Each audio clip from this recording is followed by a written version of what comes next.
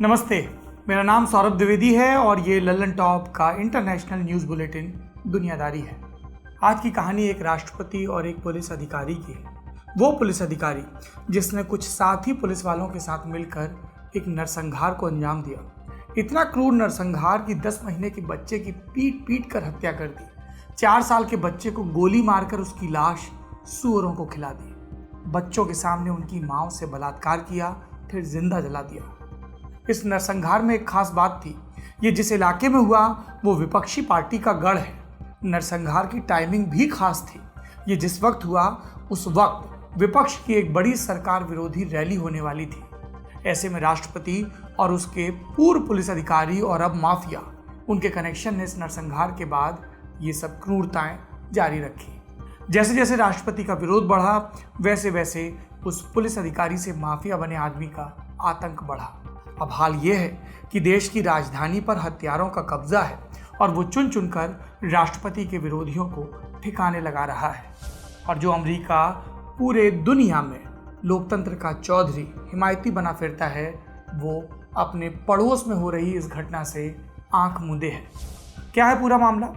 Caribbean island में एक देश है हेती। ये देश एक ज़माने में फ्रांस का गुलाम था। वो यहाँ की आबादी से गन्ने के खेतों में गुलामी करवाते और मुनाफा कमाते। अपनी दुर्दशा से बौखलाए अश्वेतों ने बगावत कर दी। उन्होंने नेपोलियन की भेजी सेना को हरा दिया। इसके बाद 1804 में हेती आज़ाद हो गया और दुनिया का पहला ब्लैक रिपब्लिक बन गया। लेकिन ये आज़ादी हेती को महंगी पड़ी। फ्रांस फिर से मजबूत हुआ और उसने गुलाम हाथ से निकलने का हवाला देकर हेती से अपने नुकसान का हर्जाना मांगा। और कितना हर्जाना? आज की रकम बताएं तो 1.5 लाख करोड़ रुपए। ये रकम कहलाई इंडिपेंडेंस डेट, यानी आज़ादी का कर्जा। हेती गरीब था, इतना कि 127 साल बीतते भी उसका कर्जा खत्म नहीं हुआ। और ये कर्जा, कथित कर्जा, पूरी तरह से अन्याय था। इसको चुकाने के चक्कर में हेती कंगाल हो गया। मान लीजिए कि वहाँ की नींव में ही गरीबी लिख दी गई। रही सही कसर पूरी की तानाशाही, राजनीतिक अस्थिरता और प्राकृतिक आपदाओं ने। ये सारी स्थितियाँ क्राइम के लिए मुफीद होती हैं। ऐसे में हेती के भीतर कई हिंसक गैंग बन गए। इनमें से एक था बेस डेल्मास 6 गैंग। इस गैंग का सरगना है जिमी चेर्जियर। इसे हेती के लोग बारबेक्यू कहते हैं। कौन है ये आदमी? ये वही पुलिस अफसर है जिसका कारनामा हमने आपसे दुनियादारी की शुरुआत में बताया। लोग कहते हैं कि ये अपने शिकारों को जिंदा जला देता है, इसलिए इसका नाम बारबेक्यू है। हालांकि खुद बारबेक्यू दावा करता है कि मेरी माँ मुर्गा भून कर बेचती थी, इसलिए ये नाम मिला। ये जो बारबेक्यू है, इसका इलाका है हेती की राजधानी पोर्ट ओ प्रिंस। इसी राजधानी में है लास सलाइन नाम का एक स्लम।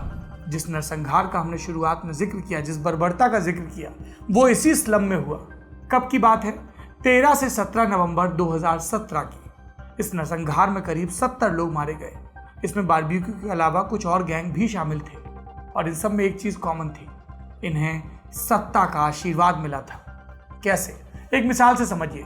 इस नरसंहार में बारबेक्यू का साथ देने वाले 2 मुख्य लोग थे। एक आंतरिक मंत्रालय का डायरेक्टर मोनकेरी और दूसरा शहर का पूर्व मेयर डुप्लान।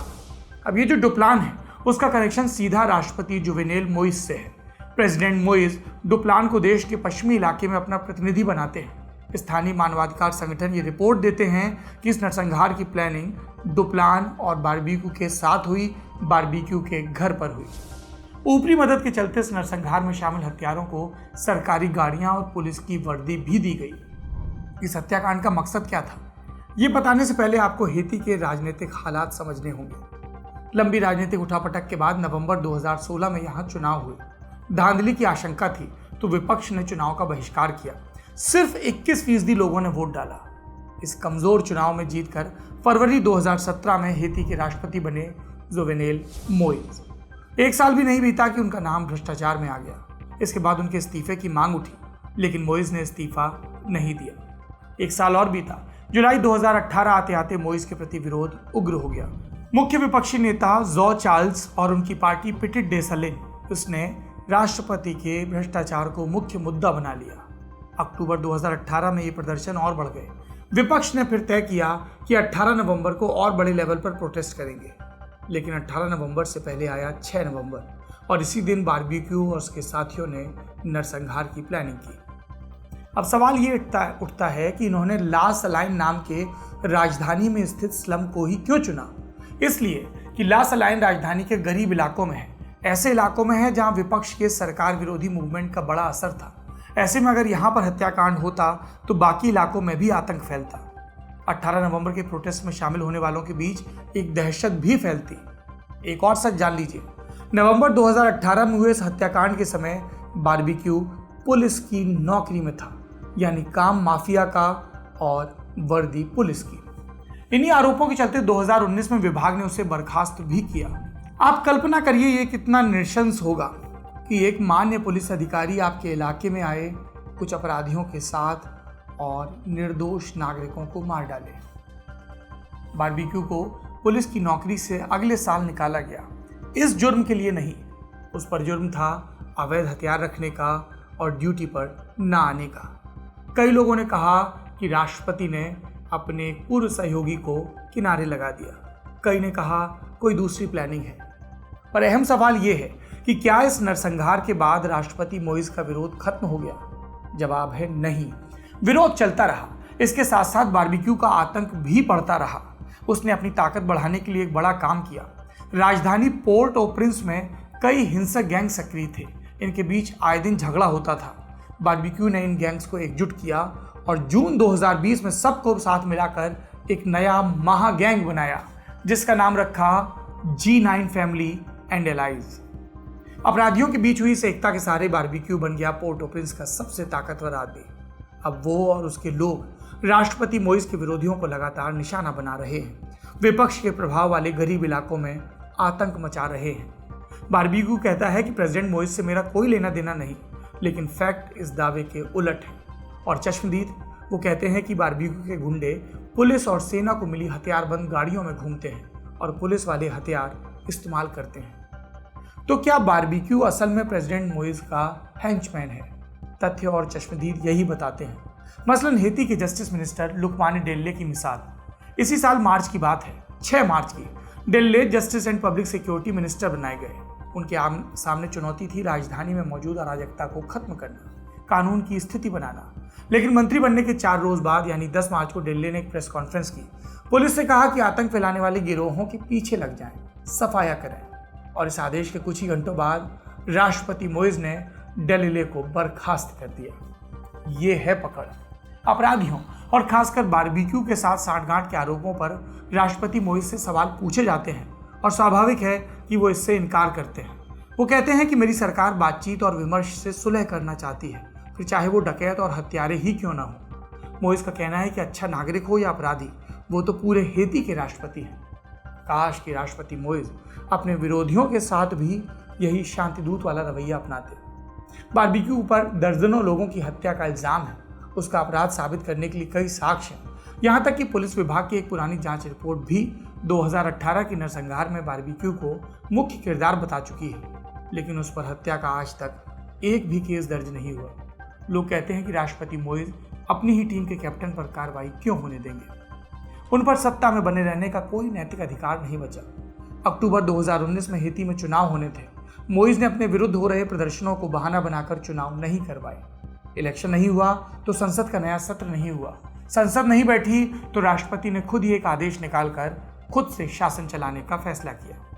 कोरोना के बीच बिगड़े हालात में अब वो नया संविधान लाने की बात भी कर रहे हैं।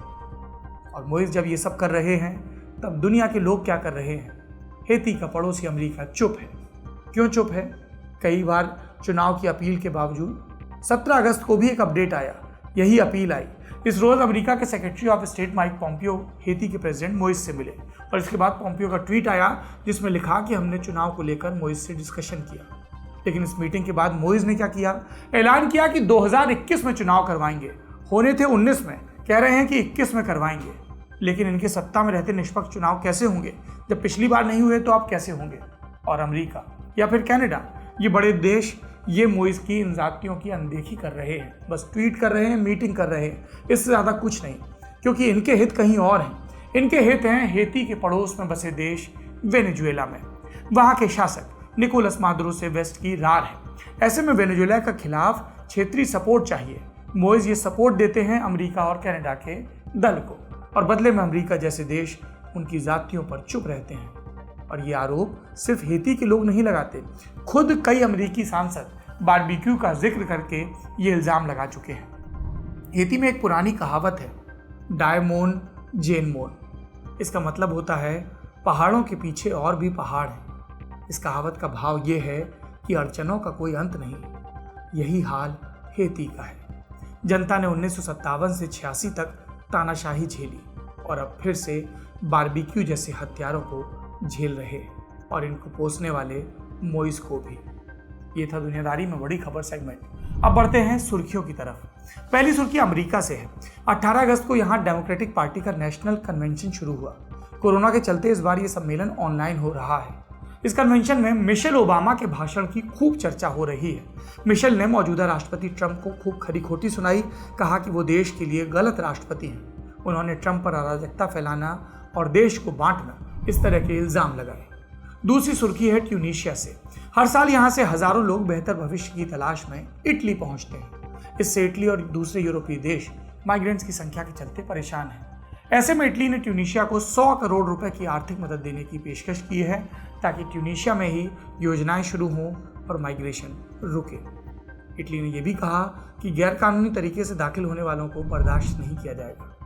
तीसरी सुर्खी कनाडा से है। यहाँ भ्रष्टाचार के आरोपों के कारण वित्त मंत्री बिल मॉर्नेओ ने इस्तीफा दिया, पर खबर यही नहीं रुकती। जिस वी चैरिटी नाम की संस्था से जुड़े उन पर इल्जाम लगे हैं, उस संस्था से प्रधानमंत्री जस्टिन ट्रूडो भी जुड़े रहे थे। जून 2020 में कनाडा ने सरकार ने इस संस्था को एक बड़ी योजना का जिम्मा दिया था। बाद में पता चला कि ट्रूडो, उनकी फैमिली और फाइनेंस मिनिस्टर निजी तौर पर संस्था से जुड़े हैं। जाहिर सी बात है कि इस संस्था को मिला सरकारी कॉन्ट्रैक्ट कन्फ्लिक्ट ऑफ इंटरेस्ट का मामला बन गया है। ये थी सुर्खियां। अब बारी तारीख सेक्शन की। आज तारीख है 18 अगस्त और इसका इतिहास जुड़ा है नागरिकों को मिलने वाले एक बुनियादी अधिकार से, मतदान का अधिकार। किनको मतदान का अधिकार? आज अगर हम आपसे कहें कि जेंडर देखकर वोट का हक दिया जाएगा, ये जेंडर वोट डाल सकता है, ये नहीं, तो लोग मूर्ख कहेंगे। मगर ये कहानी तब की है जब ये मूर्खता सर्वमान्य थी। अमेरिका खुद को दुनिया का सबसे महान लोकतंत्र कहता है, लेकिन इस महान डेमोक्रेसी में औरतों को मतदान का हक नहीं था। 19वीं सदी की शुरुआत से महिलाएं ये मांग कर रही थी। कई छोटे बड़े आंदोलन हो रहे थे। इनकी गूंज संसद में भी पहुंची 1878 में, लेकिन तब पुरुषों से भरी संसद ने महिलाओं को वोटिंग राइट्स देने से मना कर दिया और महिलाएं आंदोलन करती रहीं। नई सदी आई। 1913 में वुड्रो विल्सन अमेरिका के राष्ट्रपति बने। उनके शपथ ग्रहण वाले दिन महिलाओं ने एक बड़ी रैली निकाली। धीमे धीमे इनके पक्ष में माहौल बनने लगा, सरकार पर दबाव बनने लगा और फिर आया 4 जून 1919 का दिन।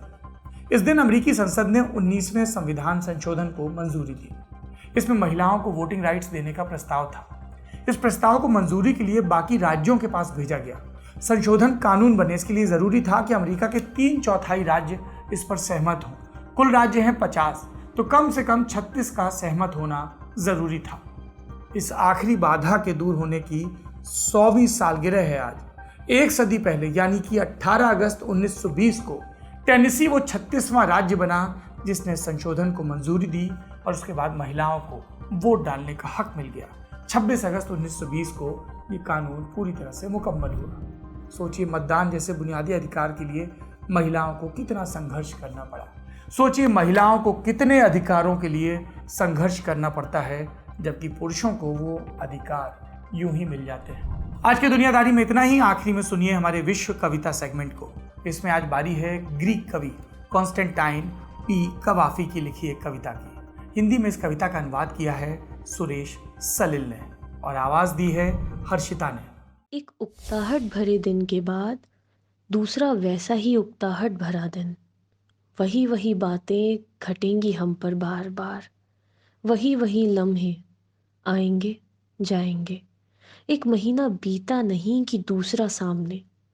आसानी से अंदाज़ा लगा लो क्या है आगे। बीते हुए कल की यही सारी ऊप।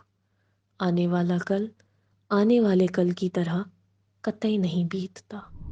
ये कविता आप कहाँ सुन सकते हैं? इस तरह की और कविताएं कहाँ सुन सकते हैं, या अपनी कविता कहाँ सुना सकते हैं? इसके लिए आपको जाना होगा इंस्टाग्राम पर और खोजना होगा लटक। ये लल्लन टॉप का नया मंच है जहाँ पर सभी उभरते कलाकारों की प्रतिभा दुनिया के सामने रखी जाती है। वैसे दुनिया से और दुनियादारी से एक चीज़ और याद आई। लल्लन टॉप का नया कैंपेन तेरा तुझको अर्पण, आपने इसके बारे में सुना क्या? यदि आप विदेश में रहते हैं, अप्रवासी भारतीय हैं या भारतवंशी हैं तो आपको इस कैंपेन के बारे में ज़रूर जानना चाहिए। वीडियो के डिस्क्रिप्शन में सबसे पहले आपको कैंपेन के बारे में जानकारी मिलेगी। शुक्रिया। आपको सेहतमंद बनाने, हेल्थ की दुनिया के सब हाल बताने, आपको आपकी बॉडी के और करीब लाने, एक्सपर्ट्स के जरिए आपकी अवेयरनेस चमकाने, तंदुरुस्त रहना होगा नई लत। देखिए द लल्लन टॉप पर सेहत, सोमवार से शुक्रवार रोज 12 बजे।